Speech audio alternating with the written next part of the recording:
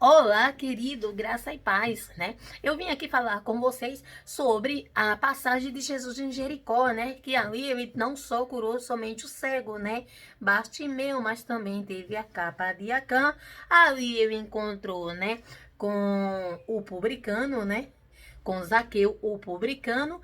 E vamos ver, né, um pouco do que aconteceu. Jesus estava no caminho, na saída de Jericó, quando ocorreu o magnífico encontro dele com o cego de Jericó, né, que ficou conhecido como cego Bartimeu.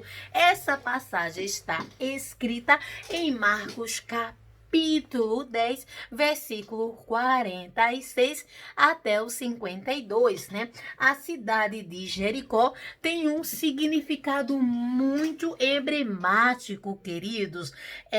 Sim, ela serve de exemplo a diversas situações, pois foi neste local que Josué derrubou as antigas muralhas que a cercavam.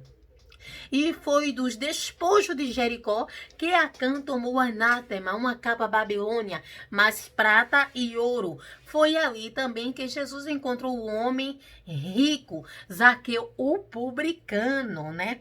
E agora, na mesma cidade, o mestre encontrava com um homem que mendigava, né? O cego de Jericó. Depois foram para Jericó, e saindo de Jericó com seus discípulos, uma grande multidão, né, com seus discípulos e uma grande multidão, Bartimeu, o cego, filho de Timeu, estava sentado junto do caminho, mendigando.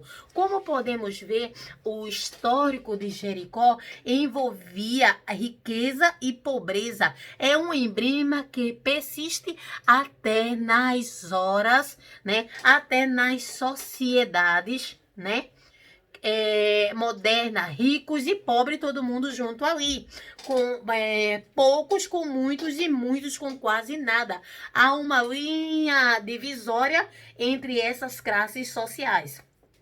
O muro de Jericó era a representação da divisão, da separação, né, e segregação entre as pessoas. Por isso temos Jesus encontrando com um homem muito rico, Zaqueu, chefe dos publicanos, e um homem cego muito pobre, que estava na margem do caminho, né? Que estava ali na margem da sociedade, o cego Bartimeu na mesma cidade. E contra esse tipo de muralha,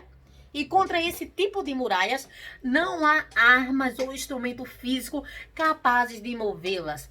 Elas dependem do coração humano, depende de arrependimento, compaixão e comunhão. Jesus, ao entrar em Jericó, se depara com esses enormes muros sociais, muros de descaso e muro de egoísmo. E o mestre começa a derrubá-los no seu encontro, né? Com o Zaqueu, que no final decide dividir, compartilhar a metade dos seus bens com os mais pobres. Agora o mestre está saindo da cidade e houve um pedido dramático, um pedido de socorro vindo de um pobre marimbundo, né? E ouvindo que era Jesus de Nazaré, começou a clamar e dizer: Jesus, filho de Davi, tem piedade de mim. Marcos capítulo 10 e o versículo 47. Né? Então, o cego de Jericó era conhecido como a cidade. Jericó, desculpa, era conhecido como a cidade, né, das palmeiras. Ela está localizada na região semideserta, chamado de Vale do Jordão. Uma atitude negativa de 21 metros abaixo do nível do mar. Né? Então, assim, esta baixa atitude faz com que o clima da cidade seja quente no verão e agradável mesmo no inverno. Como Jerusalém está localizada sobre uma montanha de 800 metros de altura, seu inverno é bem mais rigoroso, né? Inclusive com as ocasiões onde há neve. Ali, isso fez com que os reis de Israel construíssem palácios de inverno em Jericó. onde passavam essa estação do ano, como fez, por exemplo, o rei Herodes, que estava ali e atraiu parte da pobreza israelita, né? Da nobreza israelita, né? Atraiu parte da nobreza israelita e muitos ricos para a cidade. Jericó também era passagem, né, obrigatória para as caravanas de comerciantes que traziam e levavam produtos do Egito para a Síria e a Babilônia, os grandes centros comerciais da antiguidade. Né? Nessa região quase deserta, Jericó era um oásis com fontes de águas perenes, estalagens de local para descanso dos viajantes. Era também um ponto importante para a defesa do país, pois era um caminho natural para ir ao norte e ao sul de Israel, né? Então vamos lá. Os judeus que iam, vamos continuar. Os judeus que iam para Jerusalém celebravam as festas bíblicas, passavam por Jericó. Esses eram os casos de Jerusalém e da multidão que o seguia. Ele já estava a caminho de celebrar a Páscoa, quando Jesus seria preso e crucificado, né, por mim e por você, para dar salvação a mim, para dar salvação a você, para transformar a minha vida, para transformar a tua vida. E como eu e você hoje agradecemos? Será que somos gratos realmente? Será que realmente estamos sendo verdadeiros diante do Senhor, né? Mas o Senhor conhece os nossos corações. Ele não nos vê como o homem vê, né? Então o cego de Jericó estava ali à beira do caminho, pois ele sabia que passava muitos viajantes por ali, indo em direção ao norte, ao sul e a Jerusalém, mas ninguém lhe dava algum valor significativo, porque ele era cego, porque ele era pobre. Assim ninguém te dá, como também alguma pessoa não te dá valor significativo algum, porque muitas vezes tu és pobre, tu não vem de uma família de realeza, entendeu? Mas se esquece que tu és filho do Rei Jesus Cristo, do que manda tudo isso aqui, que tu és o Filho de Deus, aquele que rege tudo isso aqui, que criou a mim e que criou a você. Então o cego estava ali, era uma cidade cheia de ricos, publicanos, nobreza, a parte da realeza, soldados oficiais dos exércitos romanos, autoridade do império, para que ninguém se compadecia do cego Bartimeu. E isso me faz pensar no motivo para ignorá-los, não? Porque tinha tanta coisa ali, tantas pessoas, né, ricas, o exército romano, as autoridades, né, né? Então ninguém se compadecia de um cego. Isso, né? Isso que eu penso, né? Dessa maneira. E se os habitantes de Jericó pensavam que Bartimeu fosse merecedor da tragédia que vivia, né? Um exemplo, olha, você merece, porque você é cego. Você deve ter pecado, você deve ter roubado, você deve ter feito isso, você deve ter muito pecado para ter ficado cego e para ter virado mendigo, né? Tipo, as pessoas, né? O ser humano, ele é assim, né? Hoje em dia é assim. Eu acredito que minha mãe morreu, eu tinha 5 anos, meu pai morreu, eu tinha 12. Então eu acredito que muitos pensariam, poxa, olha, sabe por que teus pais morreram? Porque alguma coisa tu fez. Alguma coisa tu pegou. Sabe por que você tá sofrendo nessa situação? Porque alguma coisa você fez. E não é bem por aí, né, querido? A cultura judaica da época acreditava que se alguém nascesse com algum defeito ou doença, estava sendo castigado pelos pecados dos seus pais ou antepassados. A gente pode ver essa cultura em plena prática quando lemos a passagem sobre a cura de um cego de nascença. No Evangelho de João, os apóstolos questionam Jesus sobre essa suposta maldição hereditária e os fariseus a repetem para o ex-cego de nascença, né? E os seus discípulos lhe perguntaram dizendo: Rabi, quem pecou? Este ou seus pais, para que nascesse cego? João capítulo 9, versículo 2. Responderam eles e disseram-lhe: Tu és nascido todos em pecado. Tu és nascido todo em pecado. E nos ensina a nós? Expulsaram-no? E expulsaram-no, João, capítulo 9, versículo 34. O próprio nome que o cego de Jericó ficou conhecido, que foi traduzido para português como Bartimeu, na verdade é a junção de duas palavras do em idioma aramaico. Ba, que significa filho de, e Timeu, que significa impuro, né? A Peshitta, que é o Novo Testamento em hebraico e aramaico, apresenta nosso personagem como o impuro filho da impureza. Né? O tradutor, provavelmente, por não estar familiarizado com a cultura judaica da época de Jesus, acabou por traduzir o termo como se fosse um nome próprio, Timeu, que é um erro comum da tradução.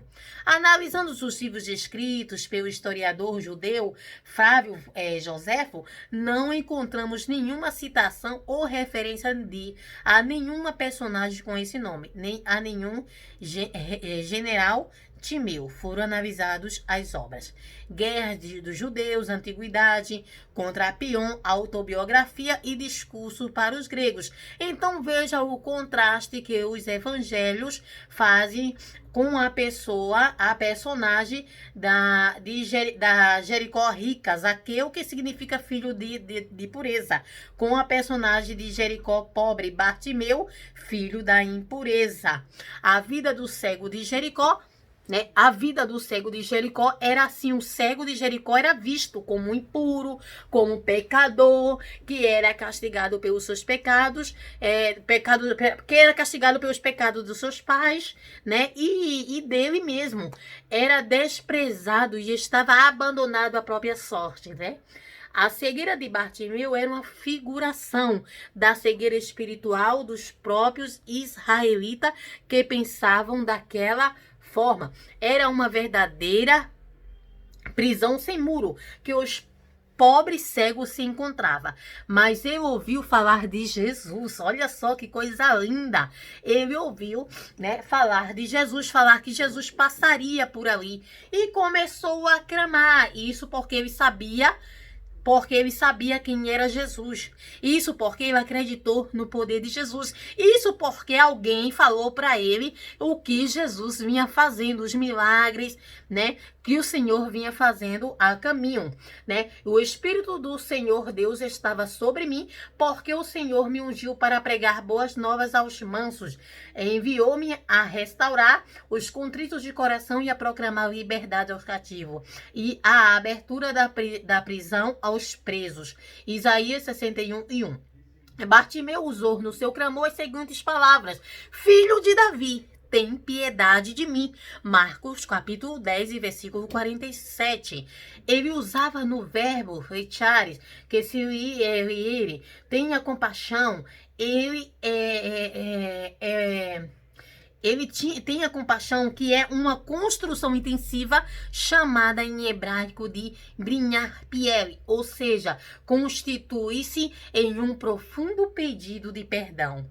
E como se como se ele dissesse: ah, Senhor, dize que meus pecados, que meus pais pecaram, que eu sou pecador, né? Ah, Senhor, me ajuda. Ah, Senhor, me perdoa. Dize que eu pequei, eu mesmo não sei quem pecou, mas ainda assim, Senhor, me perdoe. Imagina quantas vezes o cego Bartimeu gritou isso, quantas pessoas ouviram isso, né? E quantas vezes o cego Bartimeu, mesmo falando assim, alguém disse: pobre miserável és, né?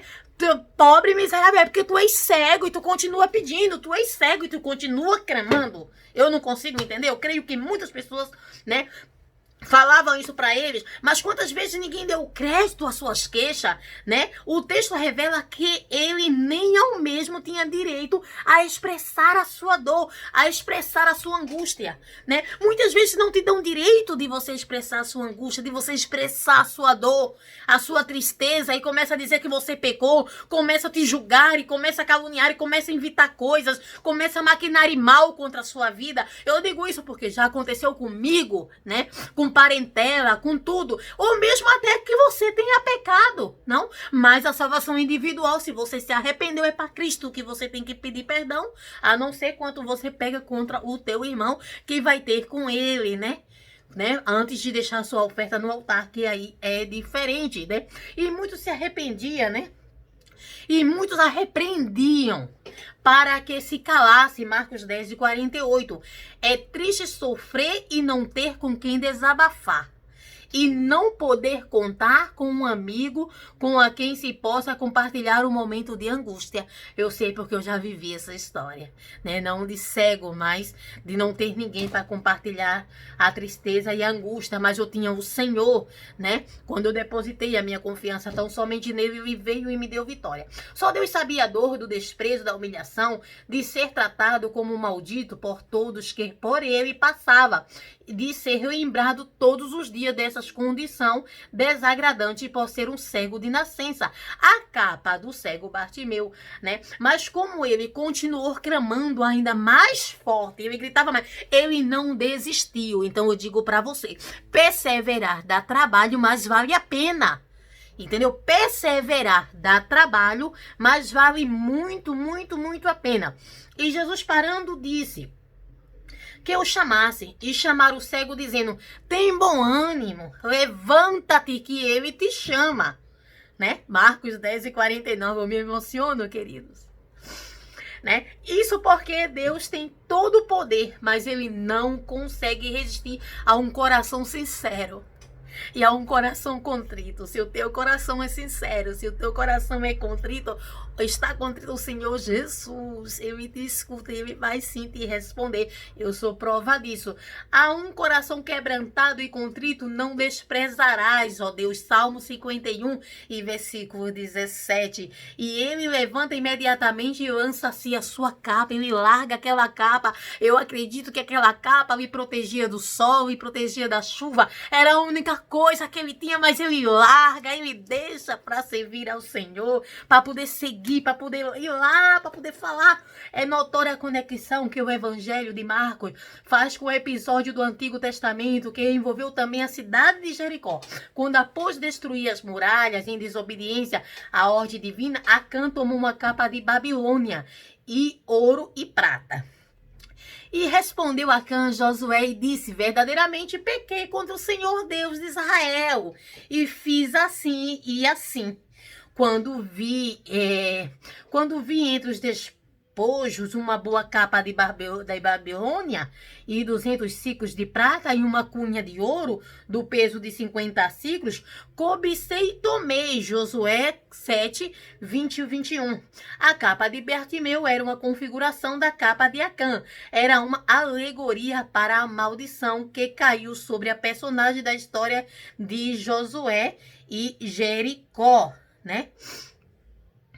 E Jesus estava passo a passo quebrando as maldições e restaurando a bênção sobre seu povo, aleluia. Primeiro ele restaurou Zaqueu da cobiça, do ouro e da prata, a mesma cobiça de Acã. Agora o mestre quebrava a suposta maldição hereditária de Bartimeu e o cego que lança de si a capa. Isto é, ele lança de si a vida de miséria, de solidão e de falsas acusações. Jesus falando disse que queres que eu te faça? Olha, ele pergunta agora para você, o que queres que eu te faça?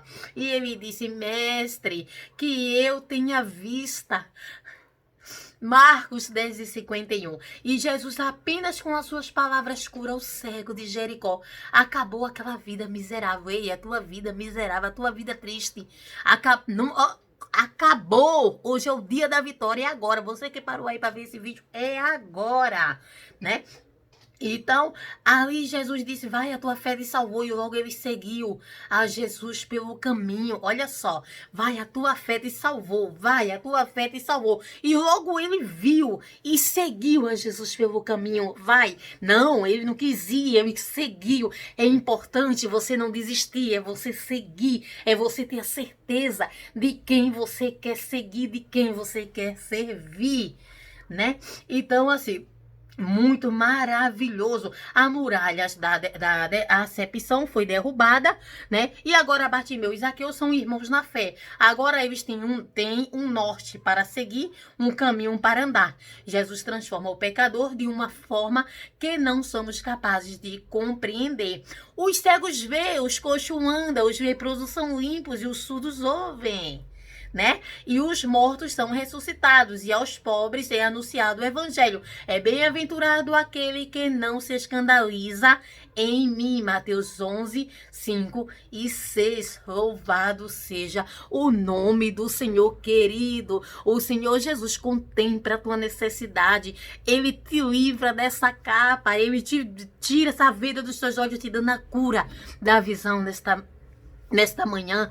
Ele muda o contrito, ele muda a tua história, ele tem poder. Pode ser quem for que esteja apontando o teu pecado, pode ter até quem for que esteja, qualquer um, pode ser parente ou a pessoa se finge ser amigo, que estão apontando e dizendo assim, olha, ele deve ter errado, ou ela errou, ou maquinando mal contra você. Mas ponha na sua cabeça que o Senhor não vê como o homem vê. O homem vê por fora. O homem vai vendo só a capa, mas o Senhor conhece por dentro e o Senhor conhece por fora. O Senhor pegou aquele cego de Jericó e ele viu por dentro o seu coração quebrantado, o seu coração contrito, que ele não parava, ele não desistia, ele sabia quem estava pedindo. É muito importante você saber a quem você pede. É muito importante você ter convicção a quem você está servindo, né? Em quem você confia. Então eu termino aqui te pedindo, Senhor, abençoa essas vidas, abençoa nossas vidas, muda a história, reescreve, abençoa quem compartilha, abençoa quem curta, abençoa quem não curte, abençoa quem não compartilha também, Senhor.